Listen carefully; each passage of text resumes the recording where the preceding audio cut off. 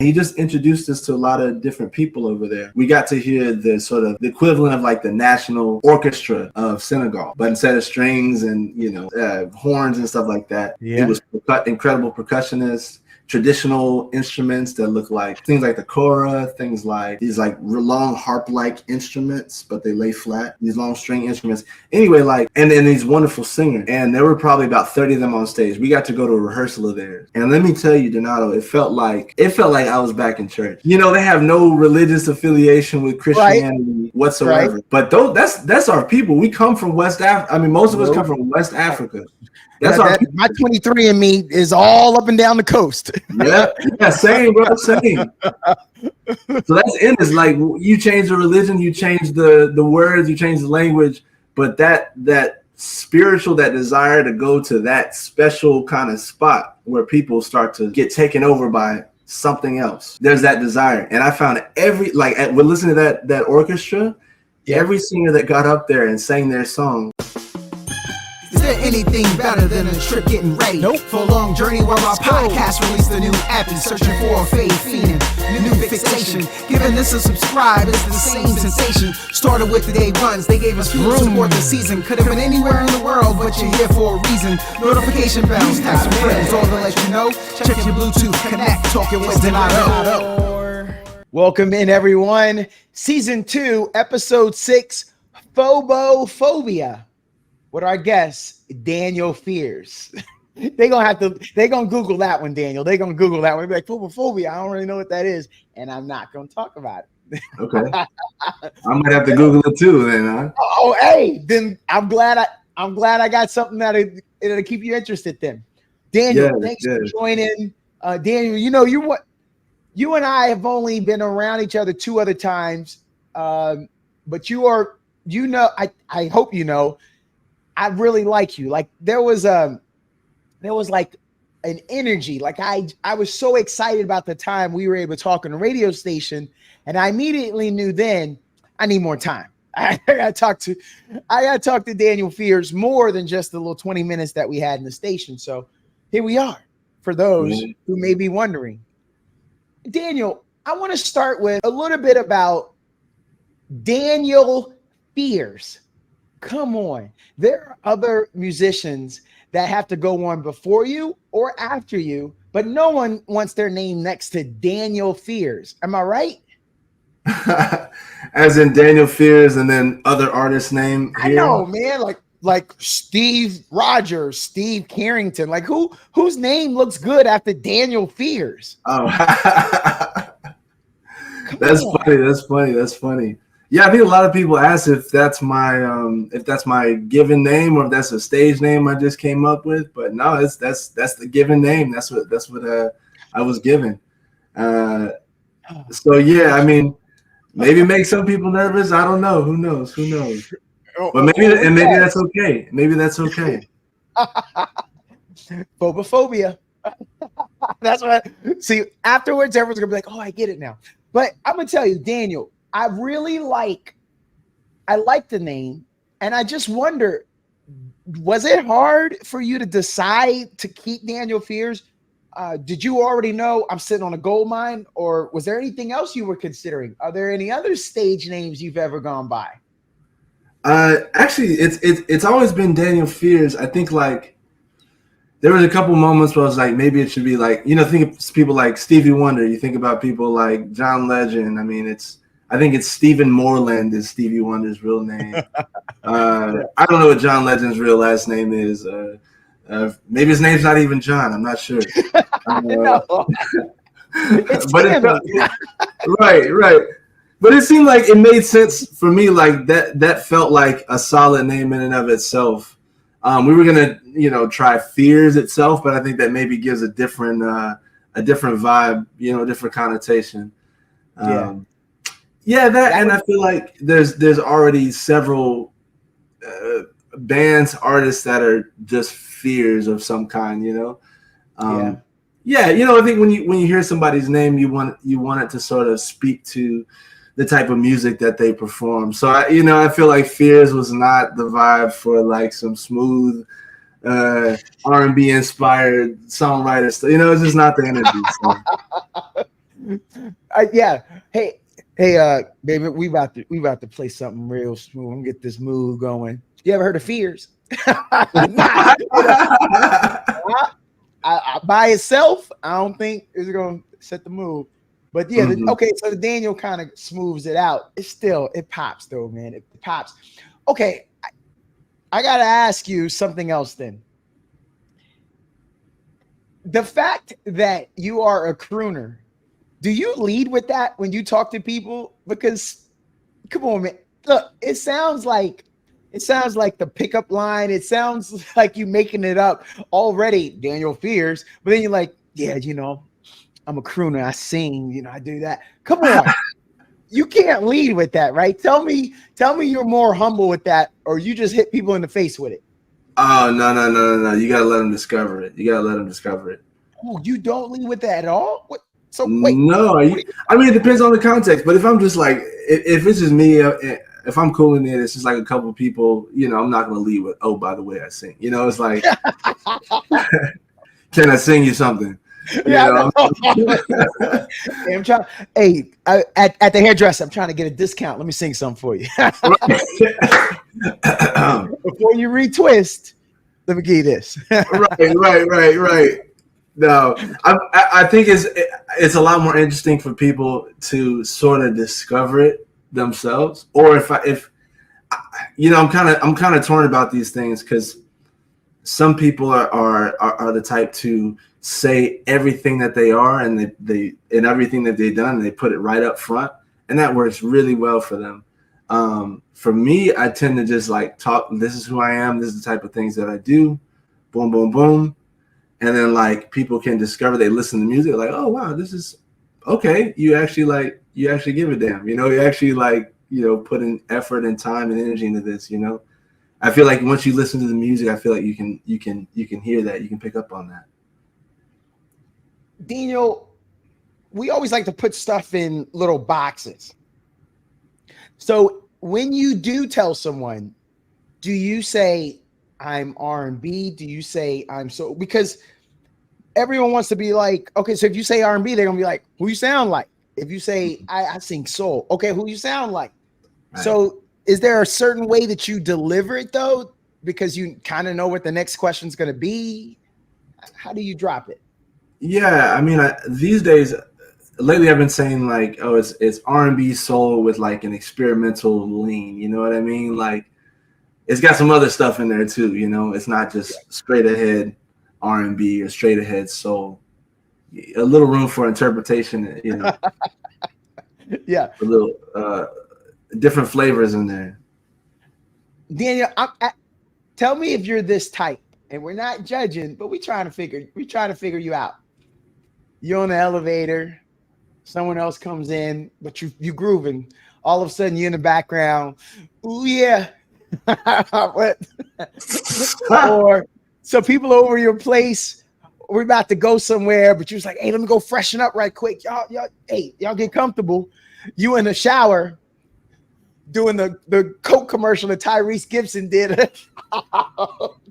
Well, I mean, are you either one of those types? Like, do you hide it, or sometimes you see it as practice? Because I actually don't know what those people are doing. The people that like are always singing. So are you that type?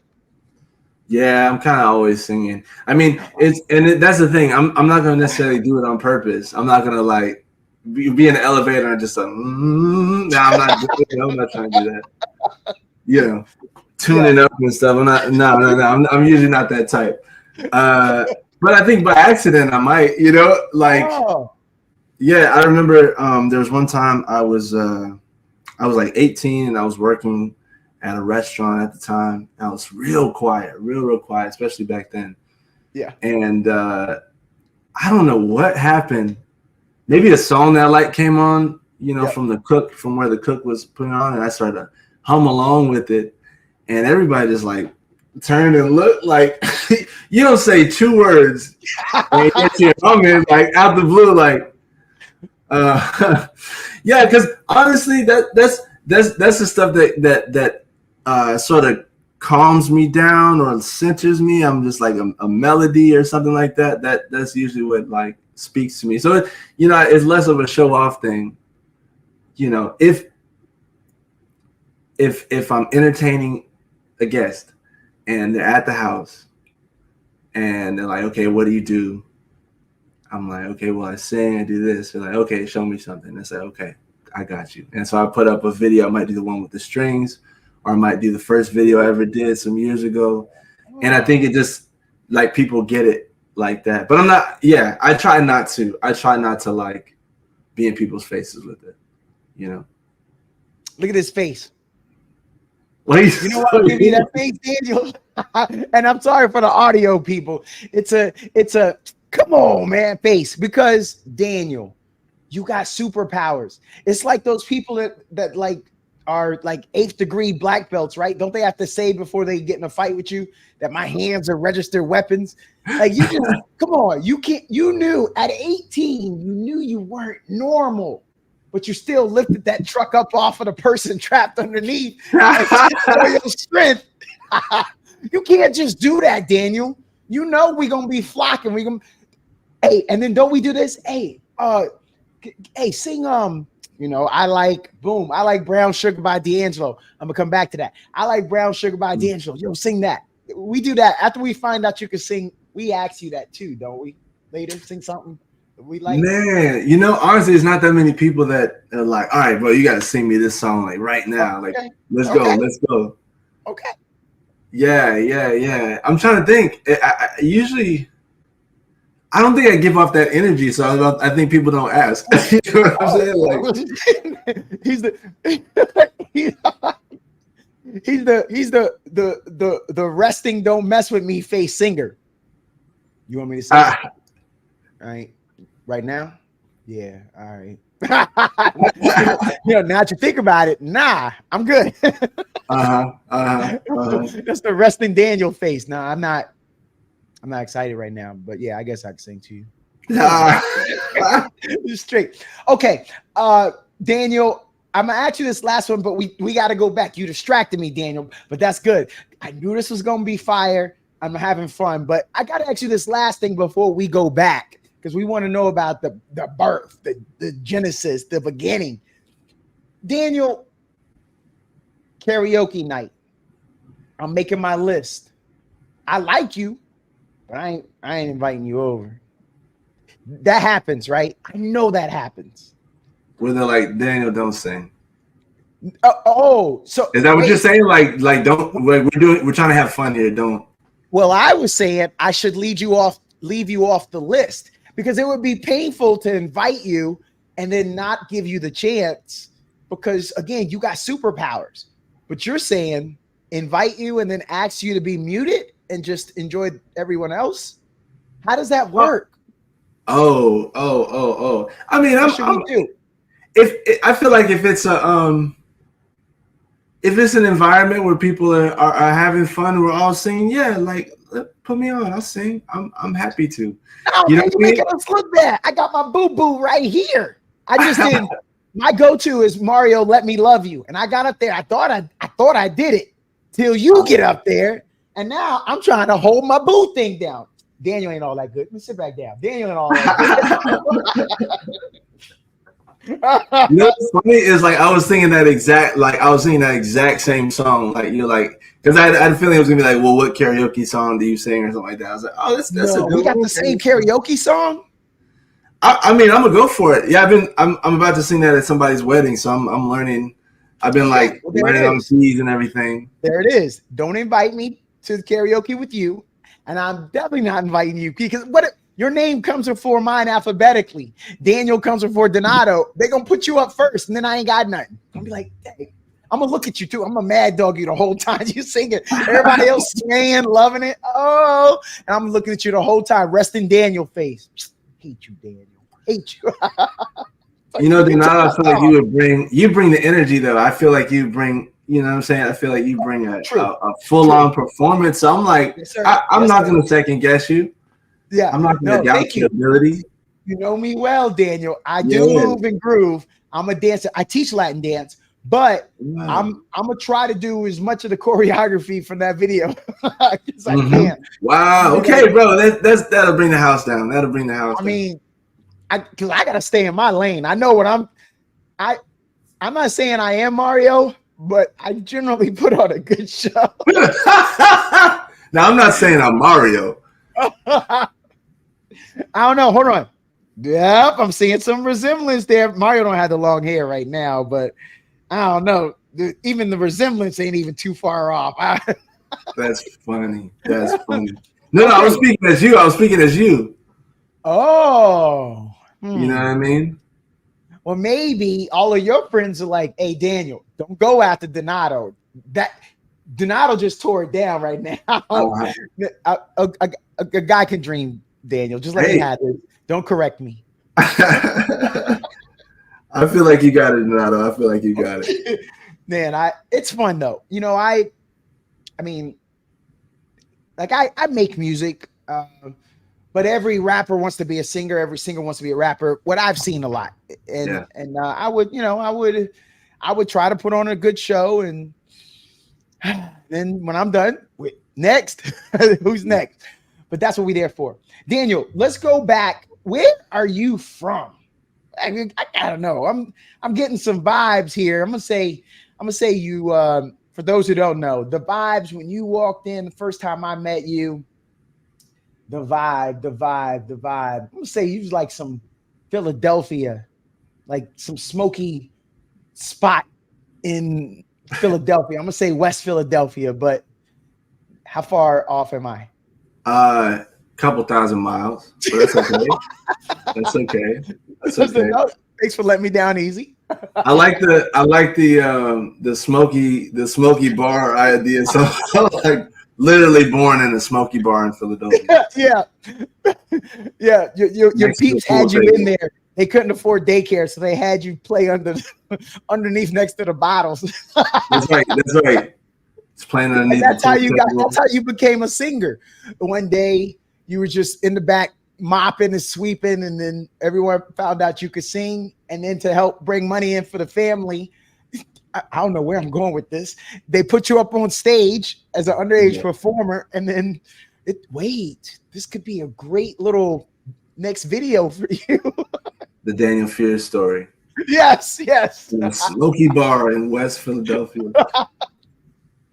Yeah. A legend was born. And at that time, I think everyone would enjoy the story. How come we never judge your peeps for having you in there playing underneath the bar with the bottles at? We never did. That was a dark time. I don't like to bring it up. Don't encourage me, Daniel. Okay, but since I was off a couple thousand miles, where you from? Where you claim? H-Town from Houston. Grew up in Houston, like in Crestmont Park, and then we moved to the suburbs, Pearland, when I was little. And so I was kind of like in the suburbs, and we go up to Houston and go to church and do the whole thing. We were in church like 3-4 times a week, so we were in Houston all the time. I grew up in Houston. So did you know you had that voice then? Because if you was in church that much, there wasn't a church choir that was gonna let you get up out of there. No. Honestly, man, I didn't sing it on my mom is a singer, and she was raised and trained like classical music. Yeah. And my sister sang. She did choir. She sang in the youth, choir, I guess, and sang in church.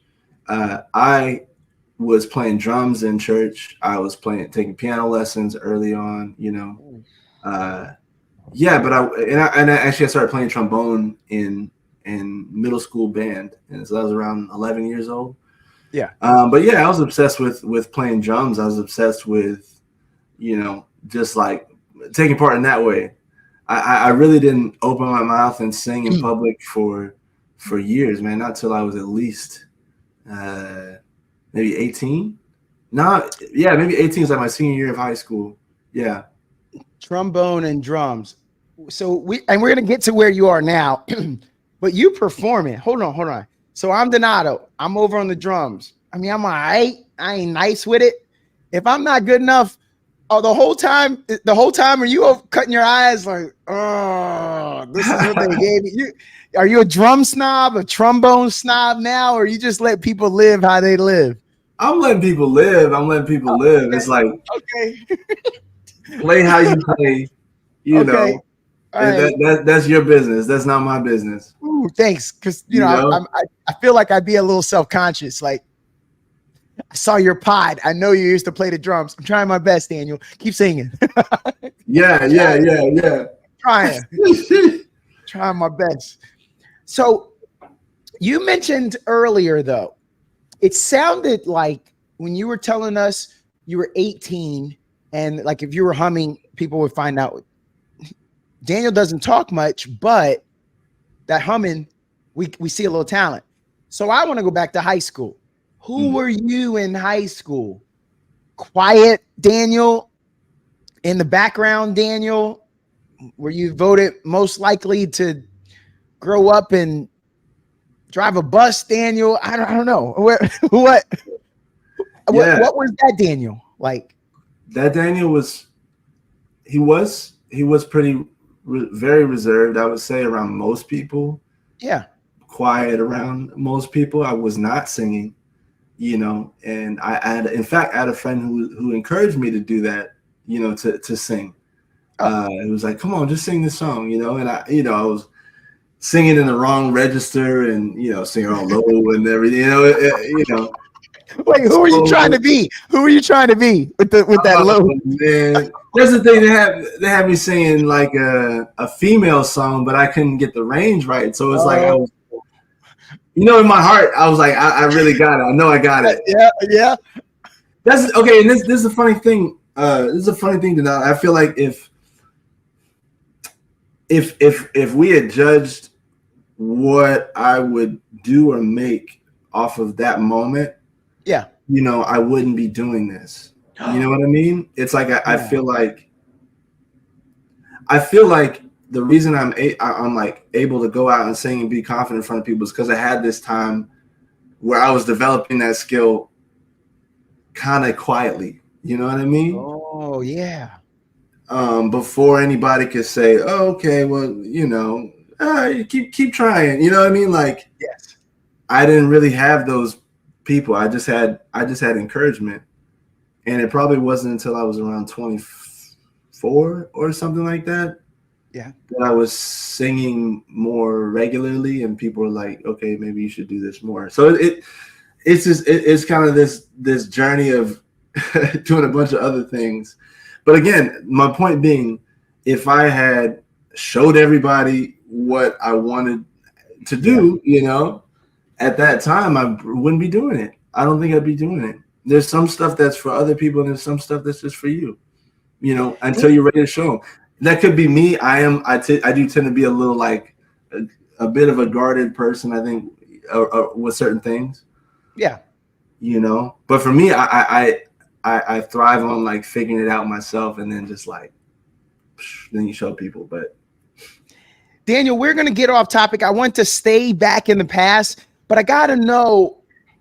So I made the joke, you're a superhero. You got superpowers. And then you tell us your origin story, and it sounds like you're Spider-Man. If you remember, I'm a nerd. Spider-Man finds the skills and then like lingers underground working on that game, you know, gets into wrestling matches and things like that. That's what it sounds like you were doing, like you were owning your craft before you revealed that. From 18 to 24 or something. That's like 6 years of you know, getting those skills tight. But then you hit us with that last part, which is where I want to go. Who does a metamorphosis like that? It's like there's a quiet Daniel, and now you're Daniel Fears the performer. People don't change like that, Daniel. You got to know that's not typical. It's more atypical. Mm-hmm. Agree? I agree. Yeah, I agree. Well, I'll say this, you know, even though I wasn't singing in public for a long time, I went to school for music, and I was playing trombone at the University of Texas. And then eventually playing out in public, you know, my last year at UT. And so I'll tell you this, man, I from high school to after school, after UT, I probably performed at least 1,000 times, you know, on drums, on trombone, you know, I messed around on a couple different instruments. So I had experience on the stage. It was just sort of in the background that I was writing music and stuff. And that honestly, just to get our time, you know, I don't want to confuse the listeners or anything. Let me make it clear for the listeners. Okay. So for that period, 18 to 24, I was in school. I was performing on trombone, learning a couple different instruments, and then like, you know, I think I started taking being an artist and stuff seriously years after that. I mean, to not confuse people, but around, I want to say like 28 was when I started writing music. Yeah. So let me understand. It's a different medium. It's like you're saying a baseball player says, I got good hand-eye coordination, so I'm gonna just go try out cricket and maybe be good. But I feel like that's what you were saying. You took your strength, you took your comfortability from performing, and the sheer confidence you had within yourself of the time it took for you to get to this point, ready to release it to everybody. And you said, with all of that wind behind me, boom, I'm a surge forward. That's how it happened. Because it's still, I hear what you say, but man, it just seems like that's just such a big leap from being a musician, playing a trombone, or even dabbling with the drums, if that was the. But Daniel, I was just asking, it seems like they're so opposite, playing those instruments and then being the focal point singing. So you just used the confidence from one to fuel you for the other. Yeah. Yes. Wow. 100%. Plus it was like, as I'm practicing trombone, you know, I had a teacher who was like, sing everything that you play. So, you know, I would spend lots of time getting these real technical things, and being able to sing them to make sure they translated to the horn well. Yeah, so I mean, that was time kind of shedding that, singing weird stuff, you know, like classical music and stuff, singing that. And so there was that, a little bit of training. I think, to sort of answer your question about like, it feels like a leap from like being a baseball player to going to play cricket or polo or something. It's like a little bit, yeah. But I always felt like I had such great support around me that it made it more possible. And that, okay, so this is the thing. I heard someone who was a serious like weight trainer talking about this. Like, if you're wanting to change your life, if you want to move in a different direction, rather than starting with the most strenuous kind of workout you can do and working out for 4 hours. I'm gonna work out for 4 hours every day or 2 hours every day or whatever. You know, something that's wildly different than what you normally do. It's like, okay, let me find something that I can repeat. Let me find a pattern that I can continue. You know, and that's something. I mean, you know that you've been biking since the pandemic. You know, shoot. You know, so it's like finding something that you can continue, and over time you're building your comfort in this thing, and over time, you know, it looks like to other people it's a major leap from here to here, but you've been taking little steps to get to here. You know, so it looks like a leap, but it's just little baby steps over time. And I feel like that's been my way. Is, for instance, my first EP, Canopy, we worked on that for about 2 years. Yeah. You know, and to kind of speak on it a little bit, I had a friend of mine who's a producer hear me at a rehearsal that I was doing. I was playing trombone in this band, and there was one song that I sang with this band. All the rest of them I played trombone. But he heard me sing, and he was like, "Bro, you're an artist." And that was a wild thing, and just how great. I'm so grateful to be someone spoke into my life like that. You know what I'm saying? Yeah. that literally changed the course of my life. Literally changed the course of my life. And okay, so that's the thing. And I think normally in a movie or something, it'd be like, all right, great. Then when we take you to the studio, you write some incredible songs, and then you go, and do the thing that you're gonna do. And it didn't really work like that. It wasn't so straightforward. It went from you're an artist, to let me hear what you're working on. He came to my house. This was many years ago, and he listened to stuff I was working on. And he was like, I think you should write some more. I was like, okay.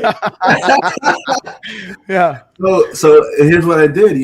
I think summer was coming up, and I was like, all right, well, let me see what would happen if I wrote every day for the entire summer.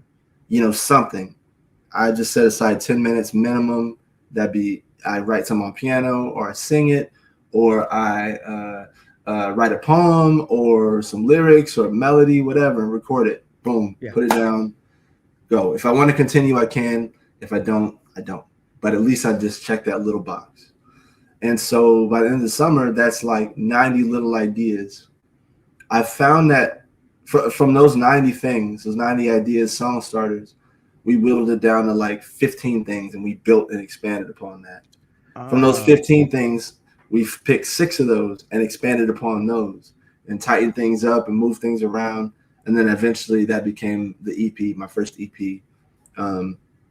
Created some beautiful visuals with it. And there's a whole other thing, but the whole point of that is like incremental steps to being where it is you want to be, and things that you can sustain versus just a strongman Hercules type effort. You know what I mean? Like, no, just keep it simple, keep it manageable.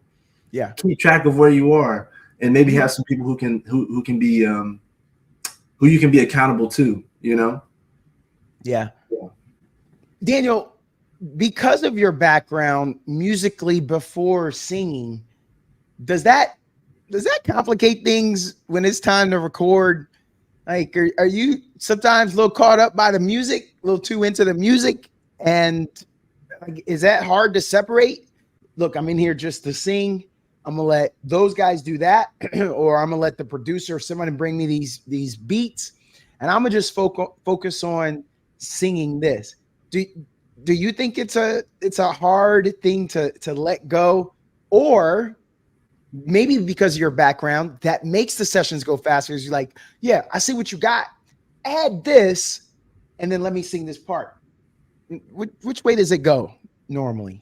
It depends on the type of session, but I think for that first EP, especially that first set of music, is a very like hands-on approach to the music.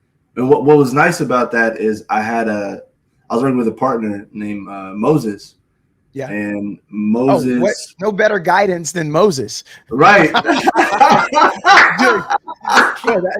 Dude, your whole life has been heaven sent. You got people putting batteries in your back. You got Moses guiding you. Man. Yeah. This was meant to be. I think so, man. I think so. Moses, that's so crazy. Moses was guiding me, man. Moses. Yeah. And he was a huge, like a mentor and just showed me the ropes, man. Honestly, he's my age, but I feel like he was just so experienced in that world. He was working with Timbaland's crew, like as a sort of background producer, one of the people that does the dirty work. But he got to do some incredible projects. Like he worked on a song with Imagine Dragons. He's working on their project. Yeah. Under Timbaland's sort of umbrella. Yeah. He has people that he works with, but and he's got to do some amazing things. But so to have somebody like that in my corner, I can offer suggestions. I can like, hey, can it be like this? Oh, I really want it more like this. Here's what I'm listening to. We focus on the music. And then when it's time for me to record, then it's okay, that's a different mode. All right, now I'm focusing on singing. We've gotten the music to a point where it's like, for our first draft, this is good enough, let's add on the vocals, but I try to work in that way, just working in pieces, a little bit of this, get it how you want it, add a little bit more, a little bit of that. I think that's the idea, I like what you said there. Let's focus on the music, because I want to know, is it harder going into the studio? Because you've done what I'm sure many up and comers that are listening to this will say, I'm just trying to get something recorded. But Daniel's already done that, been in the studio. Daniel's done live performances. Daniel doesn't know what it's like. And so I'm just kind of curious, what's your go-to? Do you like in that studio? It feels like maybe you're more in control, or do you like that those live performances and see that crowd reaction and maybe that is energizing? I'm just kind of see what your favorite is. Yeah, somebody asked me this last night too. That's a hard question. I was like, do you like food or water better? We want to see you sweat. What's that? Yeah, they do. We want to see you sweat. Yeah. I feel like if you here's my thing. If I can set up my music and my experiences and the musicians that I play with, if I can get them set up enough so that the live performance feels like comfortable and enjoy, then I'm gonna enjoy that. I feel like the studio is like, for me, is like the seed of the idea, Yeah. And you let it grow a little bit through the studio and it becomes a song. It becomes something that makes sense to other people. From there, like you take it to the live performance, and now it's a whole new dimension to it. I feel like that's where the tree, the bush, the whatever starts to either flower or have fruit. That's where that's where you can interact with people. That's where you can feel like, okay, this part people really like mess with this part. This really speaks to people. So it's like it's hard to say, but I love them both. I love the energy. We just did a live show with a full band with the string quartet plus an incredible rhythm section, drums, keys, guitar, great jazz musicians, great classical musicians, great singers. Yeah. At the 04 Center, man, that was an incredible show. And I feel like they elevated everything, Yeah. When I'm real clear in the studio with like what it is I wanted the vibe to be like. Yeah. When you take it to some musicians, they're like, oh, okay, I get it. And they can open that thing up and take it to another level, But it starts with being really clear about what you're trying to create, Yeah. I asked because it seems like, as I said, my explanation or my description was that your hands on, you can control what's going on in the studio. But those live performances, like that Smoky Bar in West Philadelphia, come on, Daniel. You got Miss Jenkins sitting on that front row, and you just got out that first half of the verse, and there's that dull point where you're just doing a little keyboard stroke, and she's like, "Sing, baby," and then it hits you at just the right spot. You and her make eye contact. You're feeling it and bringing it back. Or even like the performance you just did. You said that was last night you just performed? Or I did perform last night. Night. So when you're with a great rhythm section or Miss Jenkins in the front row, come on, that adrenaline, can it get away from you? I mean, I played a lot of sports, and I know sometimes them crowds get to you, and you want to tear the roof off this mother. Does that happen to you? Like tear the roof, just like let's put on like this incredible, like different. Like the musicians are looking at you like, Daniel's going a little long, carrying this stuff a little long today. But keep playing. We'll just keep playing. That's funny. Yeah, I feel like the spirit does catch you in those moments, definitely. And there's some moments you're like, I don't want this to end.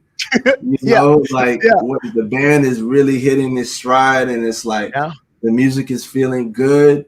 Like stay right there. That kind of energy.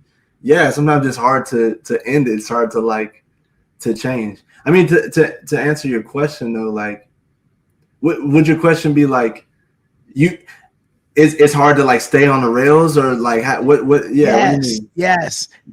Like you think I'm gonna drive 55 miles per hour in this? We just came out. We're just doing a couple songs here, but that crowd, it's hype, and you just start to feel some energy inside of you, and you trying to, because like I know like Prince will get an encore, and they'll ask you to come back.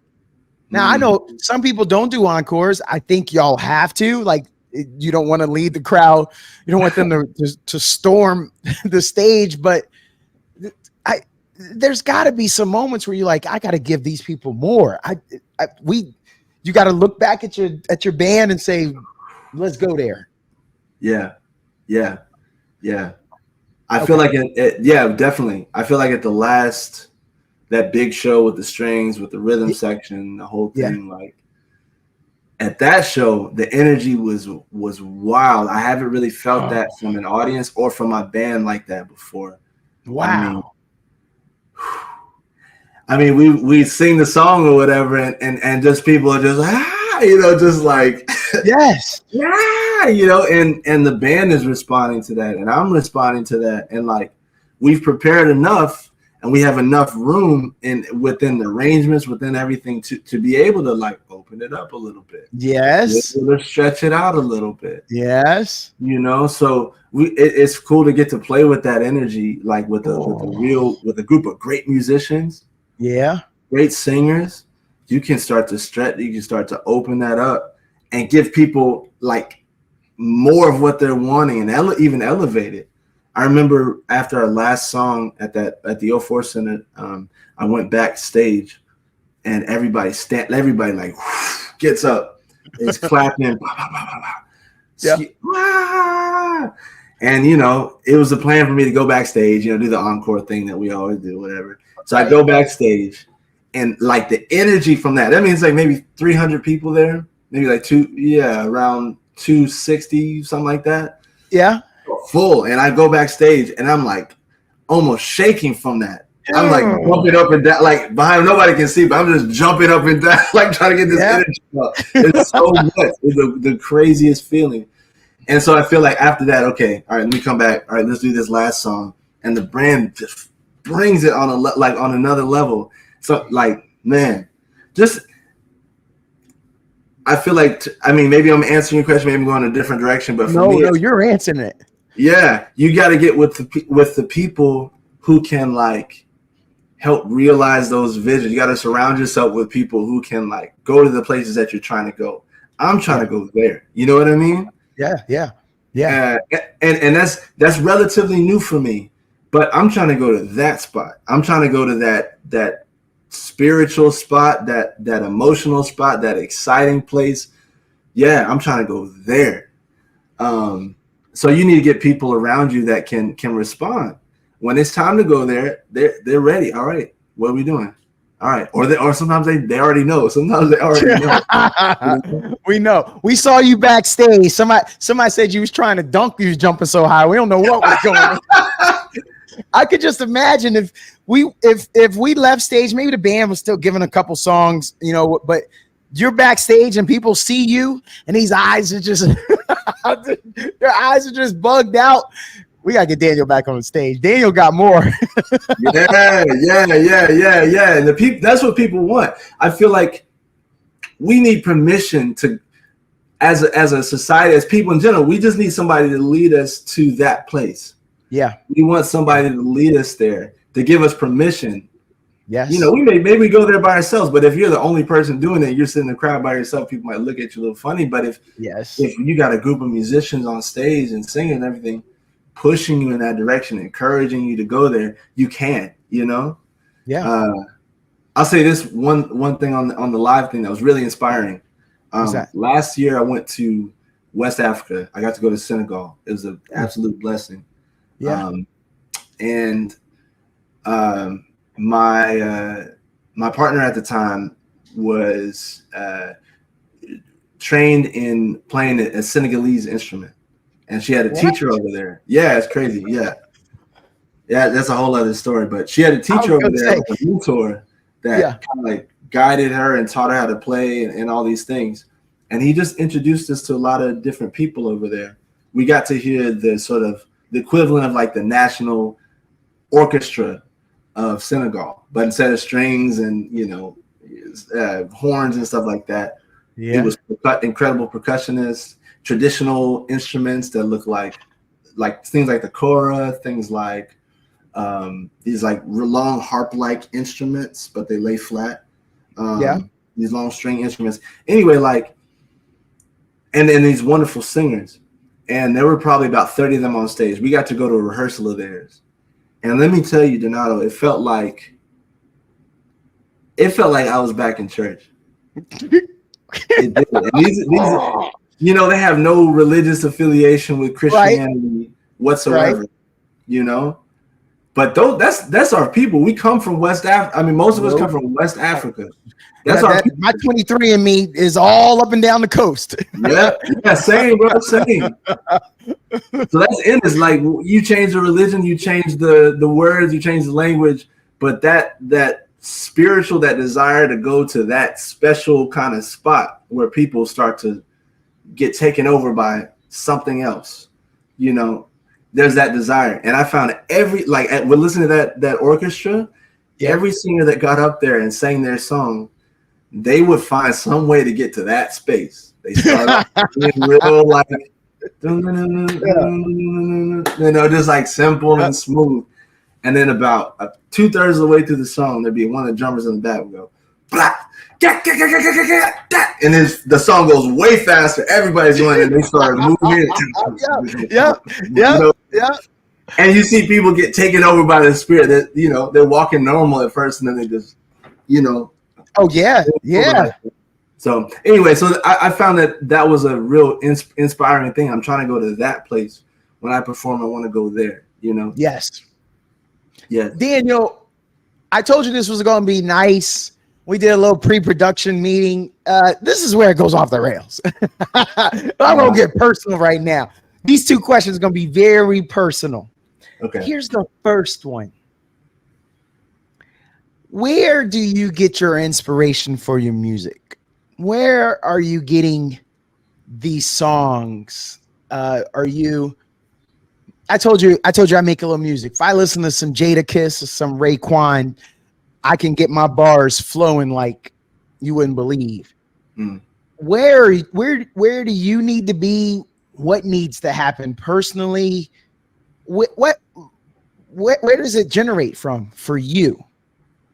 Yeah, I try to that's a great question. I try to listen to somebody's album or like get in their zone and their vibe. If I want to create something in that genre, just like to sit and just receive that.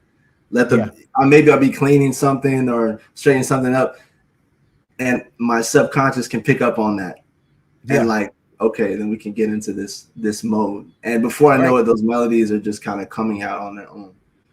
And so for me, it's always the setup is crucial. Are you setting yourself up to be able to like flow? Yes. You know? And so for me, it's like listening to music. So I think to answer your question further, it's like I'm inspired by a lot of things. It maybe it's Marvin Gaye one day, maybe, you know, like the sort of 1970s period Marvin Gaye, you know, the Let's Get It Ons, the What's Going Ons, I Want You, that whole it's like great inspired music going to that place that we were talking about earlier. So it might be Marvin, it might be a more modern sort of person I've been listening to, like this guy Nick Hakim.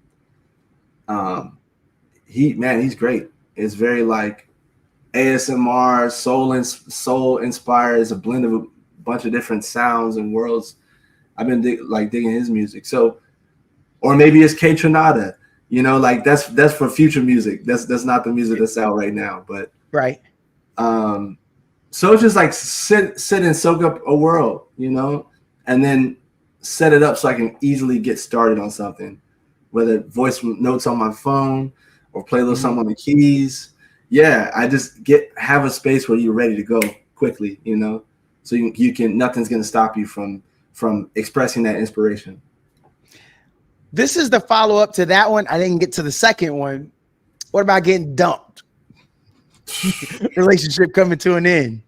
Oh man, what that doing for you? How many songs you got? What you said you had 90 songs. You get down to, you wrote that summer. You started with 90, whittled it down to 15. But about 70 of them was about getting dumped. Like, look, like what about that feeling? That feeling. I mean, Nick Hakim is one of those types as well. He really he speaks to that. So I was in a relationship for a long time, and last year we broke up around this time. And man, I'm telling you, this album Cometa by Nick Hakim, that spoke to me, man. There's certain songs that just kind of they put a blanket on you, like, hey, yeah, they do. It's gonna be good. A recent one that came out too is you listen to Anderson .Paak ever? Oh yeah, I do. Yeah, he's got a project with this producer Knowledge. Yeah, you heard of him? No. What's his project? It's called the project together is called No Worries. Okay. And like NX Worries. And that's it's all a breakup album, man. That had me my feelings definitely like and look, I want to, so I think that those two records were there for me. And that the second one, the No Worries one is great for being like, God, man. Getting out that kind of image. Yes. So I say those two records for me right now. So here's the second one.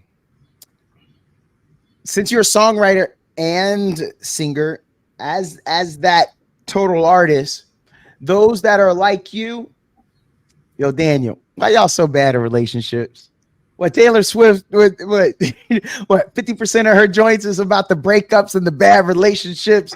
Is it that y'all stayed locked in a room working on your music so much y'all ain't got the reps like the rest of us to figure out the good relationships, so you get the bad ones and then you get dumped, but then it gives us more music? Why y'all so bad? Speak on it for everybody. I'm gonna just give one blanket statement for all singers. Oh man, a whole blanket statement. Oh man, that's tough. Okay. Oh man, that's tough. I know. Okay, because I asked the same question. I'll tell you this. I asked the same question. Why is Taylor Swift singing all these sad songs all the time? Thank you. I'll tell you this, man. Somebody just told me the other day she was in a relationship for like 6 years. You know what I mean? I think at some point it's like sometimes you're singing for yourself, and then sometimes you're singing for somebody else. Sometimes you're like getting somebody else's story. Sometimes you're like making somebody else's thing your own. And then, so that's one example. Another one would be like somebody, another favorite artists saying on the interview, like, yeah, I get a lot of inspiration from things not going well. I can't really imagine the things. I have to just kind of be in those. He's like, I feel like I'd have a very different life if maybe I could just imagine, the breakup rather than putting myself in some crazy situation, Yes. So it depends on your flavor of artists, and how you get your inspiration. Life be life, and Daniel. I'm in a great thing right now. Matter of fact, celebrating 10 years of marriage at the end of this month. Oh, congratulations. But if I had to tell you about all the stuff before that, you'd be like, Donato, what a dumbass. Like, how did you end that? How could you be with somebody this is you, Donato, and that person doesn't like that part of you? Already, bro, red flag. But we stay in that stuff, Daniel. So would I be correct in saying, I mean, I was making a joke. You laughed about it, so thank you. But is it that you guys are talented enough to take what we all are going through, or to your point, your friend is going through and you can project it because life be life, and then others may be going through that or have gone through it or maybe could avoid it. If y'all go out there and cop some Daniel Fear's music, you might avoid some drama. I mean, I'm just saying. Right. Do you think that's it? Because y'all can put those words to life. I mean, I guess so. It's also practice. It's like every time that you have a clear thing that you're trying to get across, and you write it down, or you sing it, or you like record it, you commit to it. That's when you can really learn. Like, how close am I later? Like, how close am I to what I was trying to get across? You know what I mean? Yeah. I feel like artists of all kinds, maybe we feel things more deeply. I think that's part of it. I think the other part is we practice expressing those things in some mediums, you know, whether it be painting or singing or playing an instrument or whatever. You can tell the people who are feeling whatever it is that they're trying to get across. You can tell the people that are really feeling that. Yes. They're both emotional. They're emotional about it, but they're also very skilled and practiced at whatever it is they just did. So I think that's what separates the great artists. Got great inspiration, they got great people around, but they practice their craft. I get that now. I see that. I never thought about it. That I've never asked anyone that question before. So thank you for that. And now you've given me a way to think about that. That was a great explanation. Daniel, this has flown. I'm just kind of curious here. When you knew you were going to come on, were there any things that you wanted to offer us that you were hoping we were going to get to talk about? It's like, Donato gets to this, I can't wait. But here we are. We're an hour in. I'll do some editing here and there. But was there anything you wanted to? You got some upcoming projects? I'm gonna put this out. I'm gonna have this out quick. Any upcoming projects? Any short-term goals you see yourself on? Share. We are very interested. Yeah. Well, coming up this coming Saturday, I'm doing a performance at this thing we're calling a road show.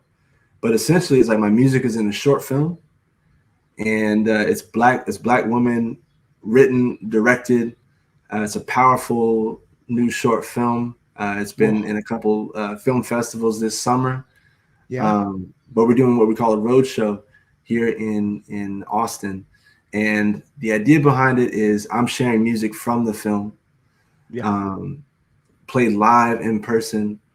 We're doing a Q&A with the cast and the crew. We're screening the film. It's like this immersive, more like person-to-person experience. So that's happening on August 31st. I'm excited to share that with folks.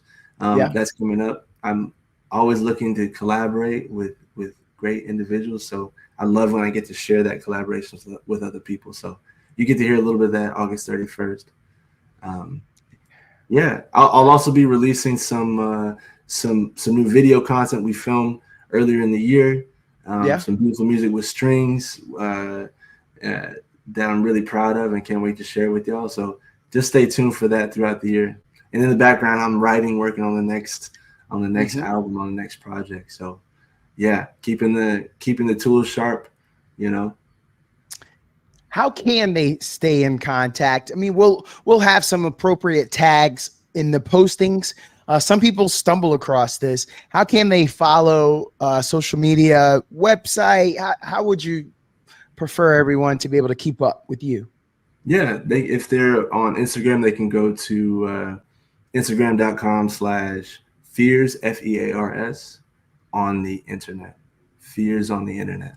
And that's the same for Facebook as well. Facebook.com/Fears on the internet. They can also go to my website, danielfears.com. And there's like a little form you can fill in. You can listen to my music. You can keep up all those good things. So, those are great ways to stay in contact with me. Daniel, this was awesome. You took us down a great path. I feel like I've learned something about songwriting, being an artist, that as we talked about, people can change. They can go a different path. I might know someone right now that plays the cello, but 6 years from now, they may be belting out tunes on a road show, which I wouldn't have thought.